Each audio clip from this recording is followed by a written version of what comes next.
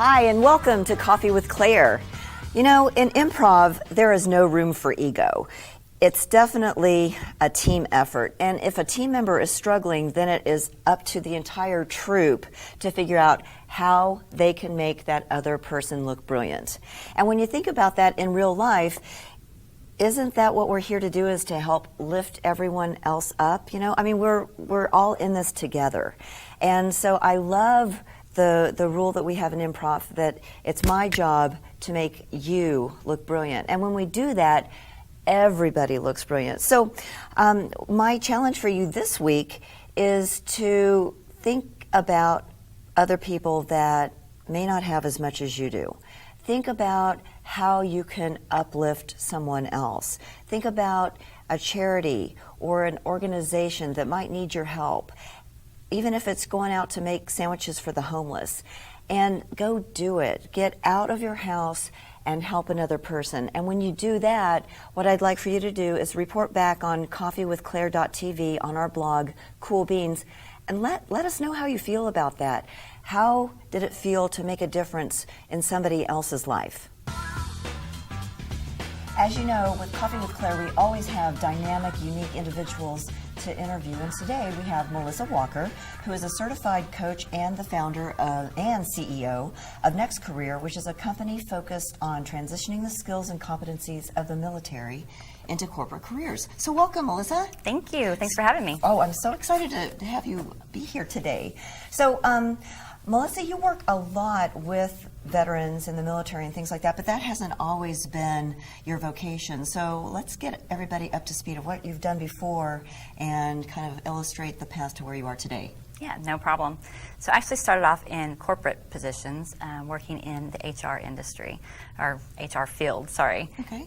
Been through multiple industries, but what I did is really focus in HR, hiring and recruiting for most of my career. So I worked from staffing companies, I also worked with corporate positions. And you did that for quite some time. Yeah, we won't talk about how many years. We don't need to. That's a little secret here. Yeah. But what strikes me is that you did that for so long, and then was it just kind of like an epiphany or something? It's just like all of a sudden, I want to do this with the military. I want to take care of other people. You know, in some ways, yes, but a lot of ways, no. So with my roles in corporate America, I did do a lot of recruiting, and we would do really large hiring initiatives. Mm-hmm. And with those hiring initiatives, we would carve out a piece that would be focused on the military or disabilities or different things that we needed to do. And with that, I was over those projects and over the hiring initiatives. Okay. And as I started to do it, I'll be honest, I'm actually part of the problem that existed, is that I actually checked the box off whenever I was doing my hiring, because I know we needed, for affirmative action or different reasons, we needed to hire veterans, and it was something that I needed to do to hit a quota kind of thing. So when you say check the box off, does that mean that there's like literally a box on? Kind of. There's reporting that you have to do for the Okay. government, and you have to put it in there. And so I was hiring, say, maybe 300 people in a short period of time, and Wow. we'd put a certain percentage of them would be veterans, and so it's like, okay, I have no clue how to target veterans, and so it was kind of checking the box. So, okay, I met my number, and Okay. next. And as I continued, I also was responsible, as I moved into other roles, for workforce planning, where we would look and see, okay, what happens with individuals once you place them? Okay. And do they stay or what have you? And as that continued, I noticed that the veterans weren't staying, or they weren't in the right jobs, or they just had a lot of different issues. And so I started kind of looking into it and decided to become less of the problem and more of the solution in that space. So it started off as a side thing where I was researching. I put together concept meetings. I asked around, got to know what's going on, and then it became kind of a passion and then my life, really. So when you first started Next Career, you were still in a full-time career. Yes. And so was this kind of a little bit of a omen? It's like, this is my next career too? Funnily, no. Actually, Next Career started off as a coaching business, believe it or not. So I became a certified coach, and I started off Next Career. I thought that would be a cool thing for a coaching, role. And then the truth about it is when I decided to pick the company name, it was already in place, and I had a drawing to see everybody could put in for a name, and everything was taken. Oh. So we went with what actually worked, but it actually applied very well to what we were doing. In fact, really well. So the military, is pretty specific when they're training their individuals, right? I mean, they've got very specific roles and jobs and duties that they do. How do you take what they have learned in the military and do, you know, those transferable skill kind of analysis to help them understand where they fit into the, you know, I don't know, what do we call it? Not the free world, but corporate America or civilian world. Civilian world. That's what you're Okay, looking for. thank you. Sorry, Yeah, I had to think about that. Thank you. So how do we help them through that transition? Yeah, the funny thing is about the military is they spend a lot of time training you on how to get in the military and how to be somebody who can survive and take care of yourself and do all these different things, but we don't do a lot of training on how to get out of the military. The programs that are in place today are very short and a lot of times run by maybe military professionals that haven't been in corporate America, and they're trying to teach people how to transition out. And the other thing is there's a lot of different companies that do the transition as far as tactically, but people are missing the psychological things that people are going through when they're transitioning. Sure. And that can be any type of transition that people are going through where they struggle. But for veterans, there's also some other types of things that come with it, sometimes combat or other reasons that the transition is even harder. Well, sure. Yeah. So what we do is we actually have a program where we train the veterans on, it's a 4-pillar program, but we train them basically how to transition out of the military into corporate America. So we teach them the differences. We teach them about working with other diversities. We teach them about what corporate America is like in comparison to the military. We teach them how to integrate culturally into the company, and then about how to stay and build your career as you move forward. So you said that the turnover rate is fairly high, traditionally up to now next career's intervention or whatever you want to call it. What's the cycle been up to this point? Well, normally a transitioning veteran coming right out of the military goes between 3 and 5 jobs in the first couple of years. Wow. Yeah, so it's quite a bit. So there's a lot of initiatives out there today where companies are trying to hire veterans, a lot of times in call centers, which is something to talk about too. But they're not thinking about how long they actually keep the veterans once they place them. So that's the difference of what we try to do and what needs to be done is making sure people are staying and they're getting the right support and services they need once they're placed in a position. So you work with the people that are hiring the veterans, and you work with the veterans. So do you have separate classes for each, and then you bring them together? How does that work? Exactly, yeah. So again, there's 4 pillars, and 2 of the pillars we bring them together with the hiring managers that are going to be hiring them.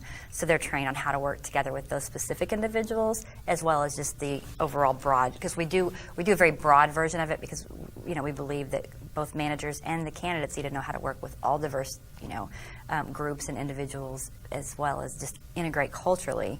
So we train both sides on both of those. Sure. And if they're used to always taking orders from somebody, and they transition into the civilian life, what kind of challenges do they go through to kind of make that transition? I mean, I'm sure there's some specific coaching that you do around that. Yeah, so to that point, they are told everything to do while they're in the military, and they also understand what they do and what it means, everything you do. So why am I doing this? Because this is the impact.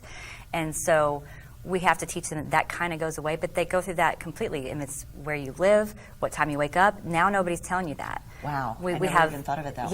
Yeah. And so we have some veterans that want to keep that routine and they miss that structure, and some rebel completely against it.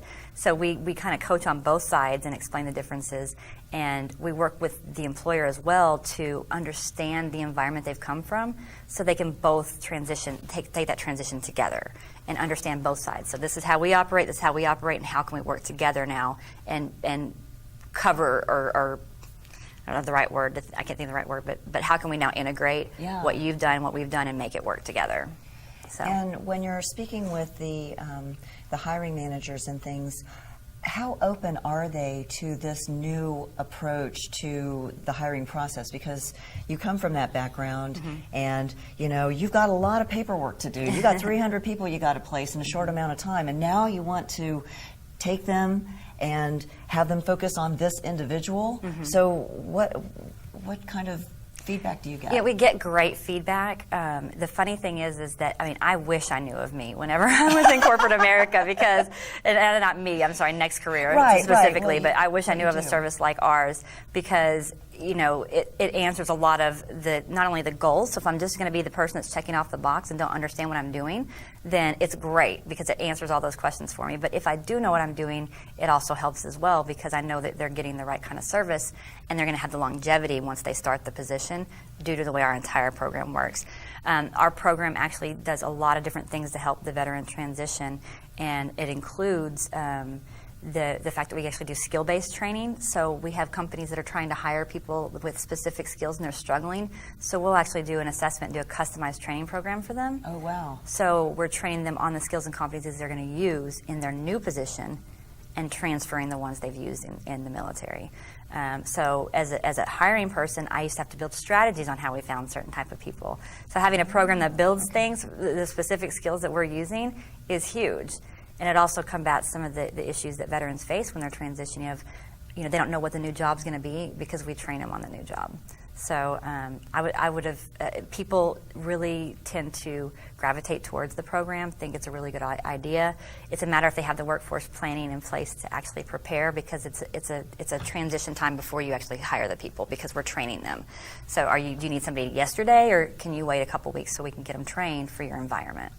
Wow, okay. I didn't realize that it actually happened before they started the position. So when you've got so much on your plate, you know, and this isn't the only thing that Melissa does. You know, this is the majority of what she does, but she's also a mom, and she volunteers her time at the Professional Leadership Program up at the University of North Texas.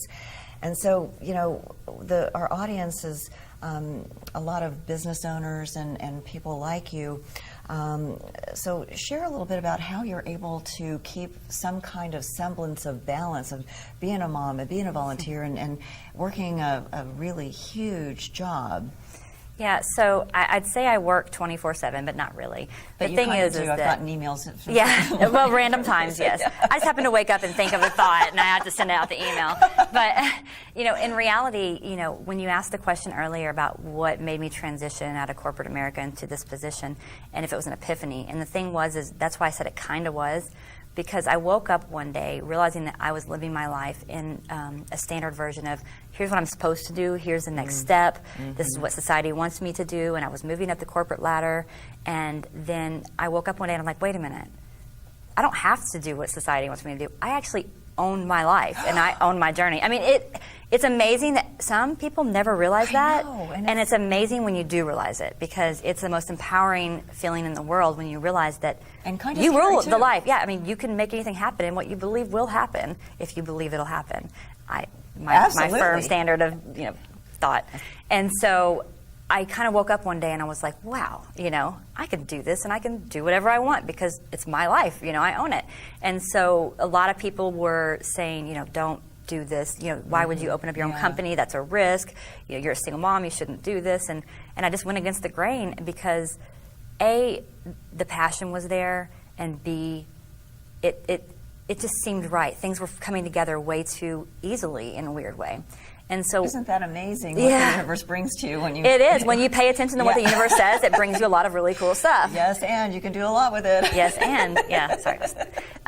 So with that, everything in my life right now, because I'm living a life that I know I run now, it's a passion for me. My children, I mean, they're things I love. And everything I do, I know the outcome is to make something better, to help people, to help my to be with my family. So everything I do, I care deeply about.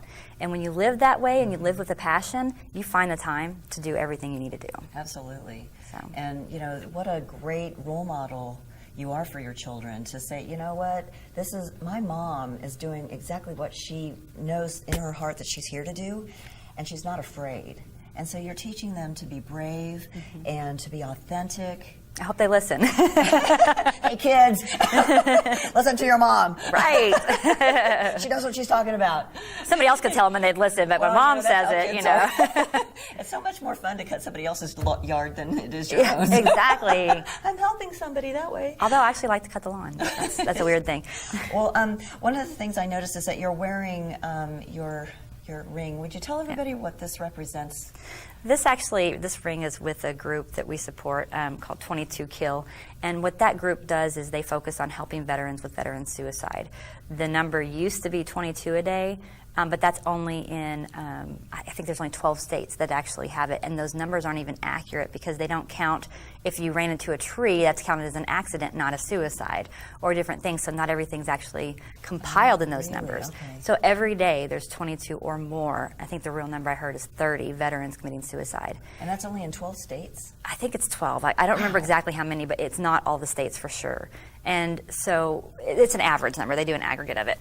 But either way, that's a lot of people committing suicide from a specific demographic or population. And so with this ring, if a veteran feels the need that they are thinking of suicidal thoughts, they see this ring, they know that we're there for support and that we can help them and get them the support and services they need to help hopefully prevent that suicide. So is there a website where people can join this endeavor? Is there a place where they can get the rings?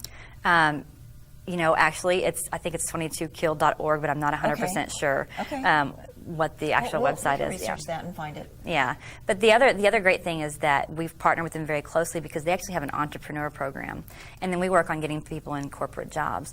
And if you look at the research, if you look at what people need to survive in life and to be happy and to be fulfilled, it's relationships, a job or career, friends, housing, food, all the basic needs of Maslow's hierarchy. And with the career or the entrepreneur program they do, we look at that as helping stop the problem, because not only do we provide the resources out there or connect them with the right resources, but we give them that foundation, which is that career, to then meet all their other needs. Because when you're in a career, you have money to live, you have money to eat, you have friends, you have relationships, you have, it really fits into all of those needs when you look at that.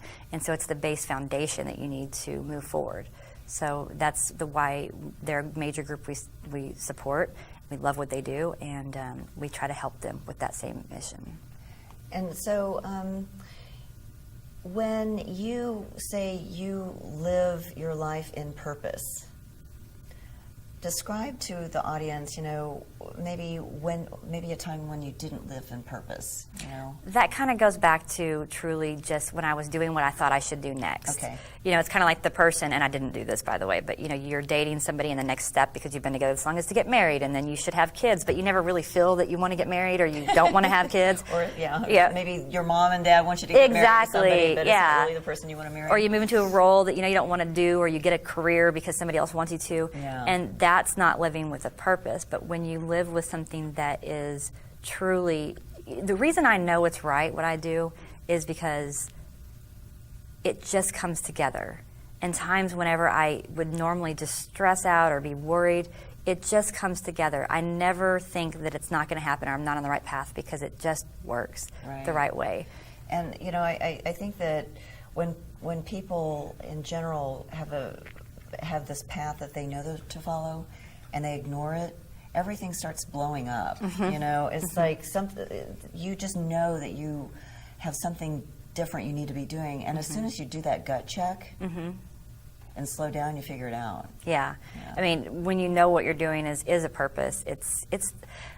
I can say that everything I do, I know the outcome is to help somebody or to make the world better. I know that sounds kind of goofy, but it's true, and it's empowering to know that, and it's amazing. I mean, to have that feeling and to know that you are changing the lives of other people with everything you do, even if it's a mundane task or you always know why, and it makes you do a lot more when you know why too. You can accomplish a lot more if you believe in what you're doing. And I'm sure that you see the benefits of when you're out there amongst the military or the ex-military, you just can tell the difference when you get it. I got an email just yesterday about a gentleman that we got placed into a role, and the email said that he was a father who had 3 children who was about to be homeless. and all I needed was a career. And I didn't know that whenever we got him hired, and we saved that. So. Well, Melissa, thank you so much for being here today. We really appreciate it. Melissa with Next Career. And next up, we have Follow the Fun. And we have Betsy Bassel, and she's from Navigation Financial Group. We are all so busy. How do you balance fun with your responsibility at work? Well, luckily, we have a lot of fun at work.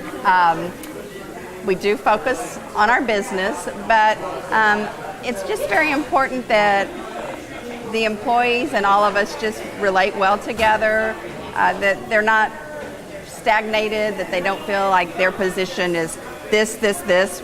Everybody kind of takes care of each other so that we're kind of a family, so that makes it fun anyway. So how do you encourage others to have fun in their life? Well, you should do what you feel compassionate about or passionate about. And if you're following your passion, that should be fun. So what advice could you give someone that might be struggling right now as to how to keep it fun?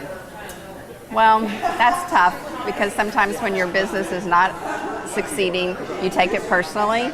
And when you internalize that, it just becomes a death spiral. So you have to find out a way to get out of that. A lot of that is, your faith in God. Pray about where you're going to be, where you want your business to be.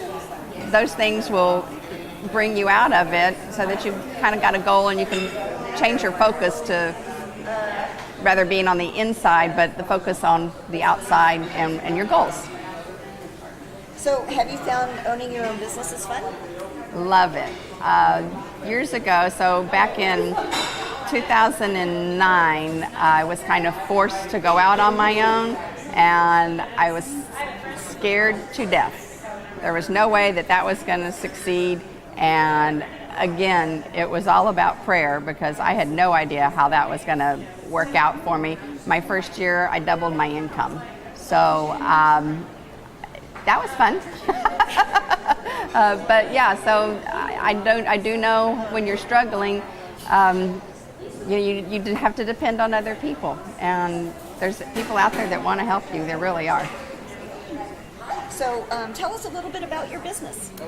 Well, like I said, I'm an employee benefits specialist, so I work with employers, companies, HR to put together benefit packages, group health insurance, dental, vision, voluntary benefits, things like that. So it's very relational, and I think that the world today, you have to have relationships with your clients, and it's about integrity, and you want them to see who you are and that you really care for them, and that's how you build your business. So if you had a happy dance or a happy stance, what would that look like? Oh, golly. Do you remember The Hustle? I think it'd be The Hustle. Now it's time for the Percolator. The Percolator segment is about taking action steps towards your dreams. In these short segments, we will give you basic foundational skills to help you achieve those dreams step by step. We will also have opportunities for you to get even more information online to help you dig into the details. Thanks, Claire. And thank you for joining our segment. It's great to be back to share the 7 must-have strategies with you as you consider starting your own business. Let's review the 7 quickly. We've covered the first 5, and the last 2 are how to deliver and customer satisfaction. How to deliver.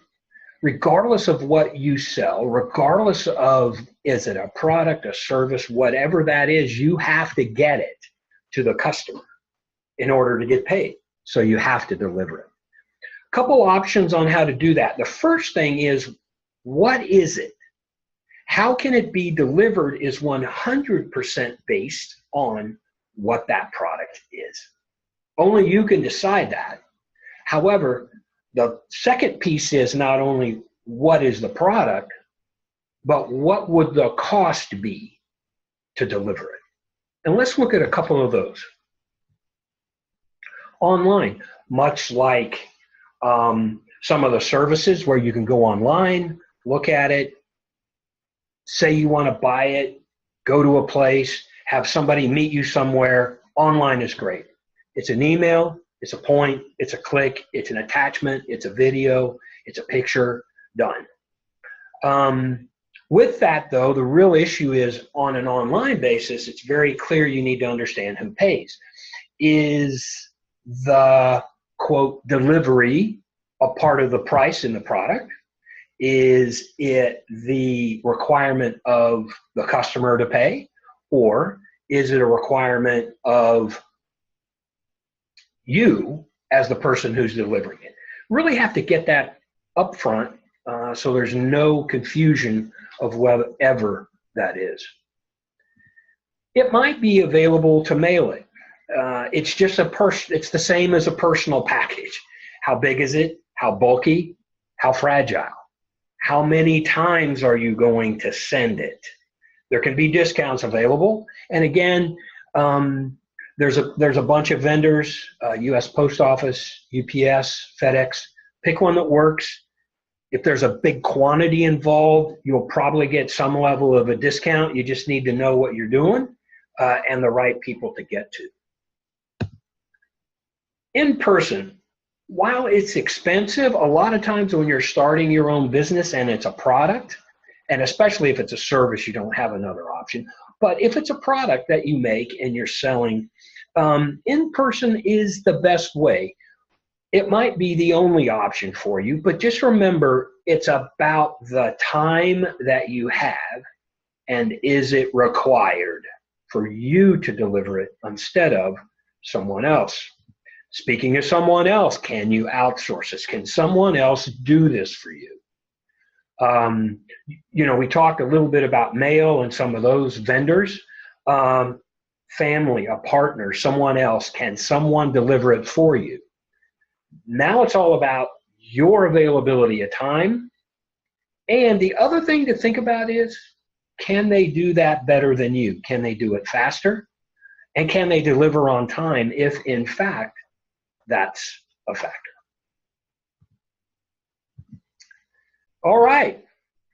Now you have the sixth, how to deliver. Remember, anything that you sell, you have to deliver it somehow. It's a key component because only when you deliver it will they pay you. So think about how it applies. All of these factors together come into how you can be successful faster. For more in-depth information on today's segment, go to coffeewithclaire.tv and click on the e-learning button. Coffee with Claire e-learning is sponsored by my coach site. We look forward to helping you learn more about the 7 strategies and today's how to deliver segment. All right, we're almost there. Thank you for your patience. I hope you're still excited. I hope it's not too much things to think about. Now what? Think about it and work it. And I hope we've been helpful. Join us for the last session, the 7th strategy. So what's on your mind? Let us know at coffeewithclaire.tv on our blog, Cool Beans. And remember your homework assignment this week. Go out and give to other people, whether it's donating your time at a charity or even helping an elderly neighbor next door. And report back to us. Let us know how you feel about helping that other person. And remember, follow the fun. See you next time. Bye-bye.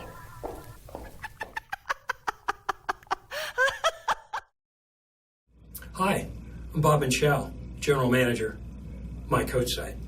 We're extremely pleased to be a sponsor for Coffee with Claire.